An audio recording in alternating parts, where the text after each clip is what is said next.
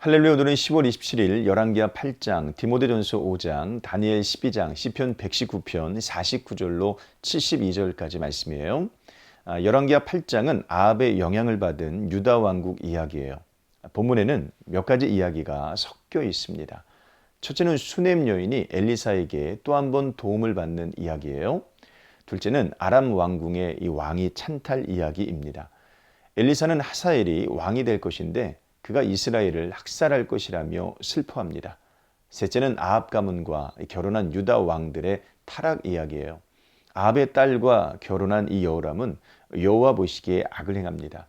아합의 딸을 어머니로 둔 이 아하시아도 아합의 집과 같이 여호와 보시기에 악을 행하죠. 악을 허용한 결과가 얼마나 커다란지는 앞으로의 역사가 계속해서 가르칠 겁니다. 본문에는 이스라엘을 둘러싼 두 가지 이야기, 곧 하나님께서 도우시는 이야기와 하나님께서 심판을 준비하시는 이야기가 나와요. 하나님은 수넴 여인과 같이 이스라엘을 도우실 수 있습니다.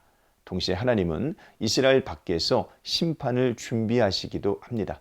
그러므로 이스라엘은 정신을 차리고 악과 결별하며 우상을 떠나야 됩니다. 악을 포옹하는 것은 사랑을 실천하는 것이 아니라 함께 우상을 사랑하는 것이기 때문에 그래요. 디모데전서 5장은 질서와 사랑이 균형 잡힌 교회의 모습을 가르치고 있어요. 바울은 디모데에게 교회 안에 있는 다양한 성도들을 어떻게 목양할지를 말합니다. 노인에게는 아버지와 같이 권해야 됩니다. 청년에게는 형제에게 하듯 대해야 됩니다. 늙은 여자에게는 어머니께 하듯이, 젊은 여자에게는 자매에게 하듯이 대해야 되죠. 과부는 존대해야 됩니다. 특히 나이가 60이 넘고 한 남편의 아내였으며 선한 행실의 증거가 있는 참 과부를 명단에 올려 존대해야 됩니다. 잘 다스리는 장로들은 배나 존경해야 됩니다. 말씀과 가르침에 수고하는 이들에게는 더욱 그러해야 됩니다. 범죄한 자들은 모든 사람 앞에서 꾸짖어서 나머지 사람들로 두려워하게 해야 되죠. 교회는 질서 있는 사랑을 추구해야 됩니다. 또한 사랑이 있는 질서를 추구해야 되죠.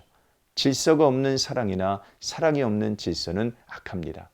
다니엘 12장은 마지막 예언과 환상이에요. 마지막 날에는 큰 환란이 있을 거예요. 그때에는 구원받는 자도 있을 것이고 수치를 당하는 자도 있을 겁니다. 이 예언 후에 두 사람이 나타나요.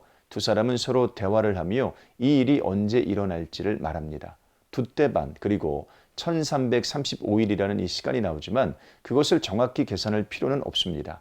마지막 날이 반드시 올 것이고 그때에는 큰 환란이 있을 것이라는 정도만 알면 됩니다. 중요한 것은 그 다음 교훈이에요. 마지막 때에는 믿음을 위협하는 일들이 있을 겁니다. 미혹도 있을 거예요. 예언과 환상은 그 사실을 미리 알려주어서 우리가 믿음을 끝까지 지킬 수 있도록 돕습니다. 하나님께서 주관하시고 심판하시고 구원하십니다.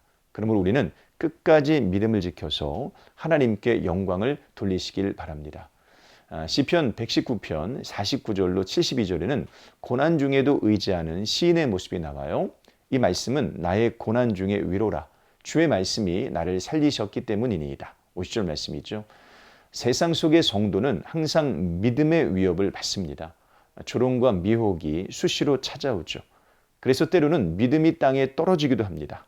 그때 주의 말씀은 침체에 빠진 성도들을 살리기 시작합니다. 주의 말씀으로 말미암아 영혼이 소생된 성도는 어떤 상황에서도 말씀을 지킵니다. 악인들의 줄이 내게 두루 얽혔을지라도 나는 주의 법을 잊지 아니하였나이다. 심지어 시인은 고난이 자기에게 유익했다고 고백해요. 고난으로 말미암아 주의 말씀을 배우고 지킬 수 있었기 때문이죠. 상황 때문에 말씀을 떠나지 마시길 바랍니다. 오히려 상황 때문에 말씀을 더욱 가까이 하시길 바랍니다. 말씀을 가까이 하는 자에게는 반드시 은혜가 있습니다. 주의 입의 법이 내게는 천천 금은보다 좋으니이다. 오늘 하루도 이런 삶 사시기를 주님의 이름으로 축복합니다. 고맙습니다.